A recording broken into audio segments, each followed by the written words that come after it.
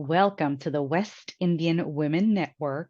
I am Priscilla Ramcharan, the founder here in chilly Horsham, Pennsylvania, and I'm so excited to share some wonderful information with you today. This network is for everyone, so we welcome you all. And today I have a phenomenal woman here who's also in Pennsylvania. Welcome, and please introduce yourself. Hi, my name is Saundra Gilliard Davis, and I'm the founder of Femininely Free. We are a Wonderful. coaching and support service for women. So, Miss Saundra, tell me about what inspired you to create your organization. Femininely Free, I was inspired to create this organization because I worked in a masculine dominated environment, and everything that was natural to me was not acceptable. I was not to be emotional. I was not to be compassionate. I was not to be in tune to the sensory things.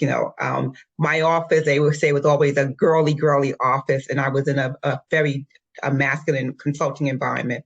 Mm. And I spoke with other women who felt the same way. We felt like we were like man in high heels, not necessarily expressing who we really were because of the environment that we were working in. And I decided that I wanted to have women the opportunity to liberate themselves and to deconstruct and disrupt anything that prevented them from doing that. Mm. Wonderful. Congratulations. Thank you. I truly understand that feeling, and I embrace being a woman. I love my femininity. I love putting my lipstick on. I Mhm, love getting dressed and expressing myself. mhm. But I look at it even more than that. That's the part that most masculine environments will allow, but they make it on the second rung. You Tell me know, about that. well, because if you they look at femininity as being soft, Mm. and so they don't expect for you to be aggressive. They don't expect for you to put your point across. They don't expect that you can play in competition. So they make you feel as if you're second class because you're soft, particularly for those of us who really embrace the feminine side of being a woman. What Femininely Free does is that it lets us know that we have all sides of being women. If you look at any of the literature that talks about goddesses and orishas, we have all of that energy. There are goddesses that are warriors. There are not everyone is a princess. That's not what femininity means. It doesn't mean that you'll be soft. It doesn't mean that you'll be perfectly always put together. What it does means that you'll be in touch with your emotions, that you'll be more compassionate. And you see it right now as this world begin to change and as women begin to take a higher role in some of the corporations. You see that empathy becomes a issue. We're Mm. now tuned more into social and emotional intelligence. Those things are considered feminine attributes, and we all have them. We have both feminine and masculine, but it's the feminine that has always been suppressed.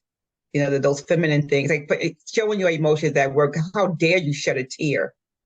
you know, but those are natural expressions that everyone has. And because Right. it's associated with women, men can't cry. Well, what happens to men who don't even who have no way to express their emotions? That reminds me, you called me the peaceful warrior. Mhm. And I truly appreciate this conversation because a lot of times, like you said, it is taboo to express yourself in this way. And I was going to ask you, how does Femininely Free address these issues and empower women to be their true self, their 100%? Yes, you're put together here, but are you also whole inside to bring your genuine self? Awesome. That's a great question. First of all, I'm a storyteller. Yes, you Yeah, are. yeah. And I've been telling stories for over 25 years. And when I first started telling stories, I looked at storytelling for just a face value. But after I started getting into storytelling and how they were constructed, and more importantly, what they do with society, I saw the correlation between the stories that were told about women, even Mhm. in the sacred text, and how that related to women in terms of how they function in society. And so a lot of times most times we are conditioned and socialized to behave as a weaker sex because of the way the stories are told to us. And it's even written, they have been written into our laws that women, cannot do this. We had to fight for the right to vote. We had to do to all, to get into corporations, to prove ourselves in terms of handling science. And it's because of the stories that we've been told. And I'm not sure about you, but my mother always said, oh, good girls don't behave like that. Or, don't speak too loud. That's not, you won't be a lady. So we've learned all these ladyisms and womenisms that unconsciously was making us take that second seat. And when we get, we're told that we're nurturers, and yes, we are. But does that mean that we're the only person who can take care of everything? So at what point do we recognize that yes, we are nurturers, but then we also have to nurture ourselves? And Yeah. women are known for burning out. We came out of the house and went into corporations, but we still brought all of those things that we were socialized to be into the corporations. And so we're in the 9 to 5 and then running home from the 6 to 10, trying to take care of everything. And the same thing didn't happen with our male counterparts. And we Mm. see what happens even with the pandemic was a primary example of how the stories that women are told and are socialized are in balance with the way men see handling responsibility. And so I decided that I would go back and have women just deconstruct those stories that they've been led to believe about themselves and what it means to be a woman and learn how to recreate them in a more empowering way that allows them to be the total self of who they are. We have women who are naturally, let's say, not naturally, most men will say aggressive, but I would say assertive. Mhm. But they doubt themselves being a woman because they're told, well, the name for a woman who's assertive. It's not a nice Mhm. word, it's a B word, And Mhm. so talking to them and understanding, where that comes from, and that is not the sum of who you are. And when you Right. think differently, you embrace the fact that yes, I am assertive, but I am still as feminine and as caring as the next person. Absolutely. Well said. I totally agree. At the same time, I was fortunate to attend an all girls boarding school, Miss Porter's School in Farmington, Connecticut, where, girls ruled, right? Girls were meant to rule the world. And that's what I was taught growing up is that use your voice, put yourself out there, get outside of your comfort zone. You're just as good or even better than you know, I hate to say it, but your male counterparts. Yes, However, we noticed that when some of our girls were in a co-ed environment, they participated less. yes. Well, that's because we live in a society where we're taught that. And even if your mother didn't sit you down and say, um, be second class to men, society does. Mm. I remember when I was in school, it was automatically assumed that girls would go into, boys and girls went into the business track, but the girls went into the secretarial pool. Mm. And if you were thinking about being, well, girls could also be bookkeepers and secretaries, but men were the accountants and the CPA pool. Right. And it was something that you didn't even think of because that was your lot in life. And we didn't see it as being, we had home economics and the boys had shop. They learned how to do woodwork. We learned how to cook. This was actually taught to you and you don't think about it. And even though your mother would say you can be anything, society limited you in terms of where you could go.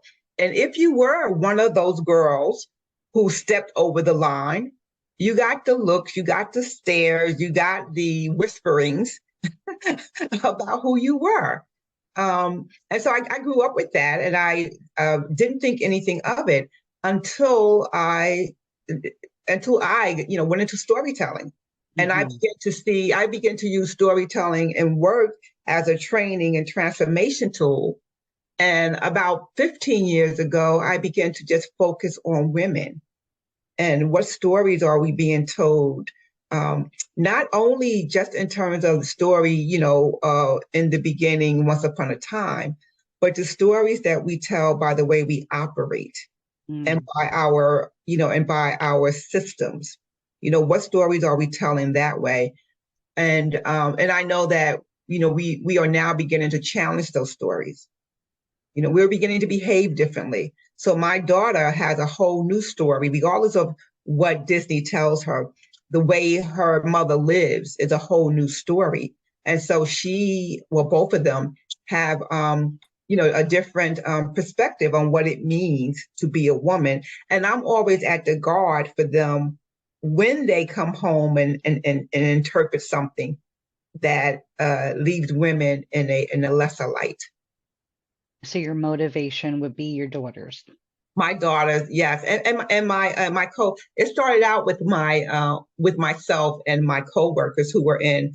We all went into after college and graduate school. We went into the unforbidden fields. We went into law. I went into business, and I have two friends who went into the medical fields, and it was hard. Mm. And I kept saying, what's the commonality in this? I thought that maybe my friend who went to med school was because medicine was just so hard. And maybe, you have to read a lot when you're in law school. But we all had that common theme. It had nothing to do with our ability to deal with the academics of it. It was dealing with the environment of it. You know, Right. coming to my daughter right now is in med school, and she says when she's on rotation, the people will go past her to look for the doctor, or even if she's with a female physician. So we still have a lot that we have to unpack and Mhm. learn to do based on how we've been socialized. And femininely free is paving the way. You are Paving the way. continuing to pave that way for our future generations Mhm. to really embrace that power, embrace all sides, all aspects of being a woman. Mhm. And criminally free, I take it from a woman's perspective, but I also work with men as well. Living in a patriarchal society does not just impact women, it impacts Right. men as well because it prevents men from being solely who they are. What they think about men who cry or men who are soft or men who cares and even now, a man get a halo because he's being a dad at home. It's like, well, you're the dad. If you're available to be at home, then you Why should. not? Right? Why not? Yeah, well, he shouldn't get a golden star because of that. Because it's expected that if you couldn't do it, that the woman would be home to do it. So we have to look at society and how family free impacts all of it. My target have been women because that's who I serve, I see the most impactful, but the outcome for family free is that we would have a society that would look at, regardless of what gender, that you would not be pigeonholed into being anything other than who you authentically are. I love that. And I think having that is what will create more successful relationships with stronger communication, relationships that grow, whether it's, male, female, female, what have you. Having that perspective of just being human Yes, can open so many doors for creating that growth. yes. And being human and respecting the attributes of both, for both the masculine and the feminine. By no means is femininely free out to destroy, destroy men or tear down patriarchy, in a sense that we're bucking up against what it means to be a man. We are Mhm. looking at re-evaluating I that love that. in opposed to embracing the masculine and the feminine. Right, right. And you know, there is always a fine line. Yeah. And so looking at the brighter side, the bigger perspective, having that progression, living in the 21st century Mhm. is something that is bringing so much value. Yes. And I really commend you for your work. Mhm. So Thank how you. can, you're welcome. How can the viewers participate in Femininely Free? I know you host workshops. Mhm. So Family Free offers coaching one-on-one and group. We offer workshops that deal specifically with certain issues. Like for instance, I have a workshop. I'm really uh, gun ho on bringing alignment in your life, and women have to learn how to do that because we've been taught and conditioned to do it all, and sometimes we even wear that as a badge. Mhm, mhm, And what I have found recently is that when you look at the impact that is having on women now in the mental health, women are beginning to have a greater level of depression.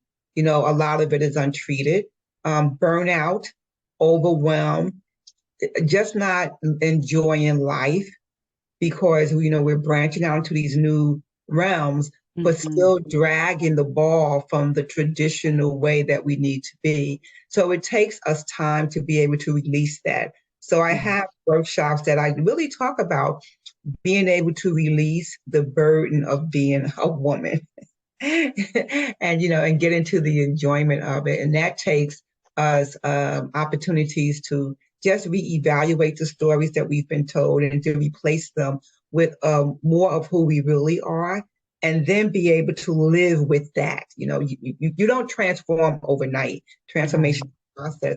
But when we begin to become aware of where we are or where we find our stuck points, and to create activities and behaviors that will help us override uh, those old patterns that we have. We move towards more towards a transform environment. But then also, I still do storytelling. I still do. So I make sure that when we're doing this is performance stories, that Mhm. women get an opportunity to hear women and stories that are more realistic to how they see themselves. So you don't just have the Cinderella and the Mhm. all those the beautiful happy ending where we're all looking for one man, and we'll be whole and complete when that happens. But you begin Mhm. to tell these amazing stories about these amazing women who are doing amazing things, and have all Incredible. incredible. Yes. So to sign up, I'll just put your link Yes. to your website, your email address, and Yes. you all can get in touch with Miss Saundra. But you reminded me, my daughters and I have a little joke, like how come Prince Charming is always rescuing the princess? What happens if he needs to be rescued? Well, you write that story. You write that story. You tell that story. There is, I know you hear it all the time that she who controls the narratives, controls the thought. And you look at the fact that when we say history, even a lot of Mhm. our sacred texts are written from the masculine perspective. And even when there are women, included in them, they're not given the same type of light and truth. So yeah, you can rewrite those stories. We're rewriting them now. Some of them are and they're not just the stories that are written. I want to make sure the audience understands that. It is not always the stories where we start with once upon a time and we end in forever after. It is the story of your life. And so Mhm. I help women understand that. What were you told about being a woman when you were in your mom's or your dad's or whoever raised you home? What were the things that you saw that you associated with feminine and masculine? That's the story that I we love that. reconstruct. And then we begin to break that down. What impact did that have on you? And how do you see that either supported by our social, cultural, and traditions. And now, what do you have to do to break that? Because it's not as easy as turning a page. It's not as Right. easy as just changing the name of the characters, which is what sometimes the stories that we hear, those traditional fairy tale, folk tales, and fables, we know we'll change the names or we'll change the gender, but it really does nothing to change our lives. So we have to look at the stories that we live, Hmm. and then how do we begin uh, to retell those. That's why I went into narrative coaching. I think that's so lovely. I attended your workshop a couple of weeks ago. Yes, and I loved hearing the stories. I'm also an author, Yeah. storyteller. So I really enjoyed hearing the stories. And I think in a group setting, hearing from one another also helps you strengthen your story or even understand what you may have missed that's Mhm. creating this within you to then try to unravel. So I Yes. loved your workshop. It was very, Thank very you. beautiful. A great Thank you. experience. You're Thank you. welcome. So glad because we build each other up from the stories that we tell. Sometimes when we're in a bad story in our life, we tend to think it's just us. Right. And then when you hear the similarity, the same theme, it's a part of the healing. It's powerful, really, really powerful in its simplicity to share. Yes. I love that. Well, that's how we communicated and taught each other from the time we were beginning to use voice, as our communication, voice and words. We told stories. We Mhm. didn't have classrooms or books. We taught behavior expectations. We taught history. We taught our social norms through stories. Yeah. And that's where it all began, oral Mhm. storytelling. Mhm. Hugs to you. Thank you. Thank you. You're welcome. I I appreciate really appreciate your time, Miss Sandra, and sharing your work. And I really hope that, together we can help so many to understand and live their best lives. and I believe so. I think our work Amen. together, I think the world is in a great space because it's people like you and I and others who are doing some magnificent things to make some magnificent changes. Absolutely. Well, I'd love to keep you here forever and a day, but do you have any final messages for our viewers? My message would be is to take the time to ask yourself, whose story are you living? Mm, that's beautiful. Thank you. Great way to end. Whose story are you telling? I love it. Are you living? Are you living? Living. Mm-hmm. Because it's a Interesting. difference. It's a difference. You can be telling one, this is the one that we want to be, and then the one that we're actually living. And what I help you do is to bridge that gap. So it was a happy accident that I said telling instead of living, you Yeah. see?